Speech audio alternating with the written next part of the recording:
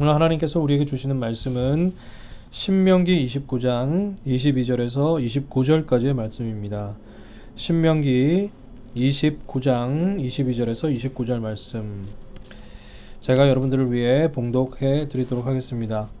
너희 뒤에 일어나는 너희의 자손과 멀리서 오는 객이 그 땅의 재앙과 여호와께서 그 땅에 유행시키시는 질병을 보며 그 온 땅이 유황이 되며 소금이 되며 또 불에 타서 심지도 못하며 결실함도 없으며 거기에는 아무 풀도 나지 아니함이 옛적에 여호와께서 진노와 격분으로 멸하신 소돔과 고모라와 아드마와 스보임의 무너짐과 같음을 보고 물을 것이요 여러 나라 사람들도 묻기를 여호와께서 어찌하여 이 땅에 이같이 행하셨느냐, 이같이 크고 맹렬하게 노하심은 무슨 뜻이냐 하면, 그때 사람들이 대답하기를 그 무리가 자기 조상의 하나님 여호와께서 그들의 조상을 애굽으로 인도하여 내실 때에 더불어 세우신 언약을 버리고 가서 자기들이 알지 못하고 여호와께서 그들에게 주시지도 아니한 다른 신들을 따라가서 그들을 섬기고 절한 까닭이라. 이러므로 여호와께서 그 땅에 진노하사 이 책에 기록된 모든 저주대로 재앙을 내리시고 여호와께서 또 진노와 격분과 크게 통원하심으로 그들을 이 땅에서 뽑아내사 다른 나라에 내던지심이 오늘과 같다 하리라. 감추어진 일은 우리 하나님 여호와께 속하였거니와 나타난 일은 영원히 우리와 우리 자손에게 속하였나니 이는 우리에게 이 율법의 모든 말씀을 행하게 하려 하심이니라. 아멘. 오늘 하나님께서 우리에게 주신 말씀을 통해서 언약을 따라 행하는 삶, 언약을 따라 행하는 삶이라는 제목으로 하나님 말씀 또 여러분과 함께 나누기 원합니다. 오늘 본문을 포함한 29장의 전체 내용은요, 모압 땅에서 하나님이 모세에게 하신 언약의 말씀입니다. 그래서 다음 장 또 30장까지의 내용을 요약하자면 이스라엘 백성이 하나님께 대해서 어떻게 하면 축복을 받고 또 어떻게 하면 저주를 받는가에 대한 내용입니다. 그런데 여러분, 이것은 그저 해야 될 것 그리고 하지 말아야 될 것에 대한 그런 단순한 나열이 아니라 당신의 백성을 향한 그 하나님의 사랑 그리고 그 계획에 대한 내용입니다. 여러분, 신앙인들 중에서요, 하나님에 대한 잘못된 오해 속에서 신앙생활을 하시는 분들을 종종 보게 됩니다. 이분들은 그 하나님이 그냥 무섭고 어렵게만 느껴지는 그런 분들이라는 거죠. 그래서 신앙생활이 마치 그냥 이건 하고 저건 하지 말아야 돼, 그런 수준에 머무르게 된다는 겁니다. 그런데 우리를 향한 하나님의 꿈과 계획 그리고 그 사랑을 깊이 경험하게 되면요, 그래서 그분의 뜻에 내 삶을 맡기고 살아가게 되면 그런 수준에만 머무르지 않게 된다는 거예요. 하나님과의 그 친밀한 관계에서 오는 기쁨이 있어요. 그리고 그 사명을 향해 달려갈 수 있는 삶을 살게 되죠. 오늘 본문을 보면요, 이스라엘이 겪지 않은 앞으로 다가올 미래에 대한 이야기를 하고 있습니다. 그런데 가만히 읽어보면요, 마치 꼭 일어나게 될 일처럼 생생하게 묘사되고 있습니다. 그래서 그 내용이 또 상당히 부정적입니다. 상당히 부정적이에요. 내용이 이렇습니다.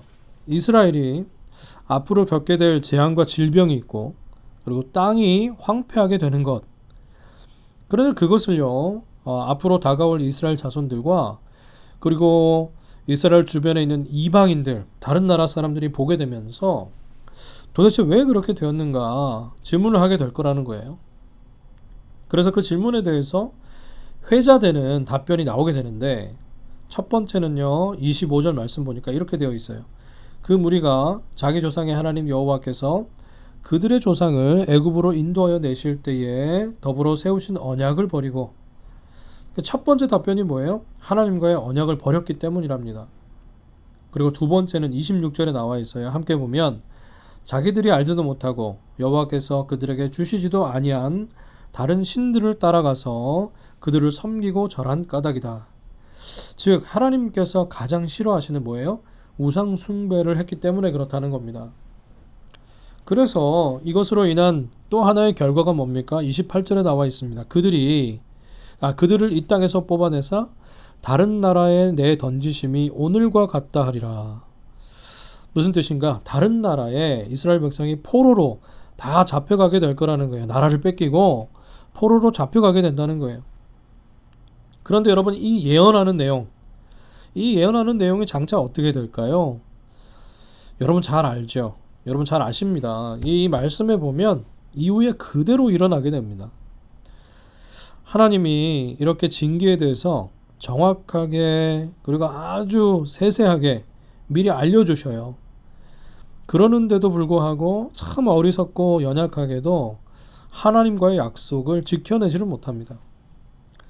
그런데 여러분, 우리가 여기서 생각해 볼 게 있어요. 하나님이 하시겠다고 하는 징계, 여러분 그 징계가 징계 자체에 목적이 있을까요? 여러분, 하나님의 징계는 징계 자체에 목적이 있지 않습니다. 오히려 하나님이 당신의 백성들과 한 그 언약을 통해서 그 언약을 통해 만들어 가실 선한 계획들이 있기 때문에, 그래서 그 언약 자체가 얼마나 중요한지를 알려주시고자 하는 목적이 있어요. 그리고 또한 그 언약을 지킴으로 인해서 말로 표현할 수 없는 기쁨, 그리고 그 축복을 당신의 백성들이 좀 누렸으면 하는 것, 그것이 두 번째 목적이라는 거예요. 그러면서 하나님께서 오늘 본문 말씀 통해서 29절로 정리를 하고 있는데요. 이렇게 되어 있습니다. 감추어진 일은 우리 하나님 여호와께 속하였거니와 나타난 일은 영원히 우리와 우리 자손에게 속하였나니. 여러분, 이것을 풀어서 설명하면 이렇습니다. 하나님은 인간에게 모든 것을 공개하지 않으신다는 거예요. 여러분 동의하시죠? 어떤 것은 감추세요. 어떤 것은 인간이 알지 못하도록 감추시는 부분이 있습니다. 그런데 또 어떤 것은 인간이 알 수 있도록 밝히 드러내신다는 거예요. 그렇다면 여러분, 인간에게 밝히 드러내셔서 알게 하신 것이 무엇일까요? 성경 전체를 통해서 또 우리에게 보여주는 게 뭐죠? 구원의 계획입니다. 하나님이 이끄시는 역사는 어떤 역사예요? 구원의 역사예요. 그래서 그 구원의 역사를 구약에서는 율법을 통해서, 또 신약에서는 예수 그리스도의 복음으로 드러내시고 있는 거죠.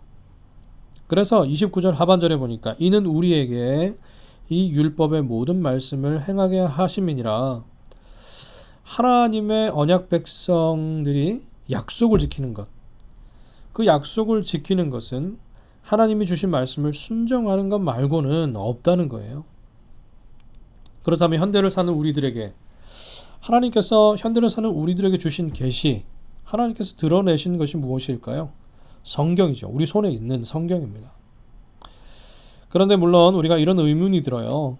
성경이 하나님 자신이나 하나님의 신비에 대해서 모든 것을 말씀하고 있지는 않죠. 여러분, 우리가 성경을 읽다가도 또 궁금한 게 있어요. 성경 이외의 생각을 또 하게도 된다는 말이죠.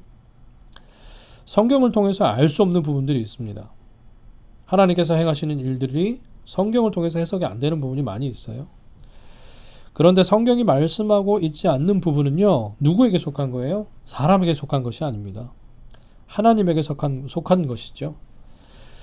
그러나 적어도 우리에게 계시된 이 성경만큼은, 이 성경에서 말씀하고 있는 게 무엇이죠? 전체가 구원의 계획이죠. 그리고 이 땅에서 하나님의 언약 백성으로 어떻게 살아가야 하는가, 그리고 영원한 삶을 준비하기 위해서는 또 어떻게 해야 하는가, 이런 약속과 이런 말씀이 있다는 거예요. 그래서 이 성경 말씀, 이 말씀을 가까이 하고 묵상하라는 겁니다. 왜요? 말씀을 묵상하지 않으면 우리가 우리를 향한 하나님의 약속과 그 뜻을 알 수 없기 때문에 그렇습니다. 시편 기자가 시편 1편 2절에 이렇게 말씀하고 있어요. 복 있는 사람은 오직 여호와의 율법을 즐거워하여 그의 율법을 주야로 묵상하는도다.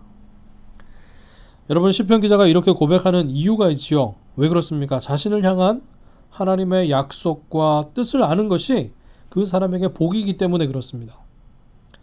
그래서 그 복된 그 하나님의 약속, 그 뜻, 그것을 알기 위해서 시도 때도 없이 묵상할 수 있다는 거예요. 그 묵상하는 것이 기쁨이고 자신에게 복이기 때문에 그렇습니다. 여러분, 하나님의 약속이 지금 여러분의 손에 들려 있어요. 우리 손에 들려 있는 성경입니다. 그렇죠. 오늘 본문을 포함한 신명기 전체가 정확하게 말씀해 주는 내용, 하나님의 말씀에 대한 순종과 불순종의 결과는요, 축복과 저주라는 겁니다. 그런데 그것은요, 그때나 이 말씀을 주실 그때나 현재를 살고 있는 지금이나 변함이 없다는 겁니다. 저와 여러분이요, 이 언약의 말씀을 따라 행해야 될 줄로 믿습니다. 여러분, 세상을 사는 나만의 지혜와 방법, 한계가 있지요. 그리고 불완전합니다. 여러분, 예를 들어서 여러분 비즈니스 상에서 컨트랙을 맺어요. 어떤 업체와 업체끼리, 사람과 사람 사이에 컨트랙을 맺죠. 그리고 삶 속에서도 우리가 사람과 사람 사이에 하는 약속들이 있어요. 불완전합니다. 그 약속과 그 컨트랙이 나를 지켜줄 것 같지만 그게 불완전해요. 그래서 그것이 나를 망하기도 합니다. 내가 신뢰했던 그것이 나를 어렵게도 한단 말이죠. 그러나 하나님과 나와의 약속은 어때요? 변함이 없습니다. 왜요? 하나님께서 하시겠다고 하신 것은 분명히 이루시는 하나님이시기 때문에 그렇습니다. 여러분, 우리 손에 들려있는 이 말씀, 절대 변함없는 하나님의 언약이요 약속이라는 거죠. 그래서 이것을 믿고 신실하게 행하는 자에게는 말로 표현할 수 없는 하나님의 축복과 상급이 있게 될 줄로 믿습니다. 오늘 말씀을 준비하면서 예전에 봤던 영화가 생각이 났어요. 오래전에 봤던 국제시장이라는 영화가 생각이 나는데요. 여러분 보셨을 겁니다. 그 내용을 보면 초반에 주인공이 6.25 때 이제 가족들과 흥남부두에서 이제 배를 올라타는 장면이 나오게 됩니다. 북한을 탈출하기 위해서. 그래서 주인공이 어렸을 때 여동생을 등에 업고 높은 배에 오르기 시작해요. 그런데 그 배를 오르고 있는데 누군가 뒤에서 등에 업혀 있는 여동생을 잡아당겨서 그만 여동생을 잃어버리게 됩니다. 그리고 가까스로 가족들과 자신은 배에 올랐어요.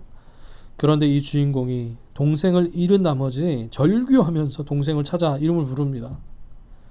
그런데 아버지가 그 모습을 보고 주인공을 진정시켜요. 그러면서 그 주인공의 눈을 보면서 이렇게 이야기합니다. 그 난리통에 이런 말을 해요. 이제부터 네가 가장이다. 너는 가족을 잘 돌봐야 된다. 그리고 끝까지 가족을 지켜야 된다. 그렇게 아버지가 마지막 말을 남기고는 배 밑으로 동생을 찾으러 내려갑니다. 그래서 그것으로 그 아버지와 그 여동생의 생사도 모르는 채로 생이별을 하고 자신과 어머니와 또 갓난아이만 그 남한으로 이제 내려오게 되는 거예요. 그리고는 이제 주인공의 스토리가 이어집니다.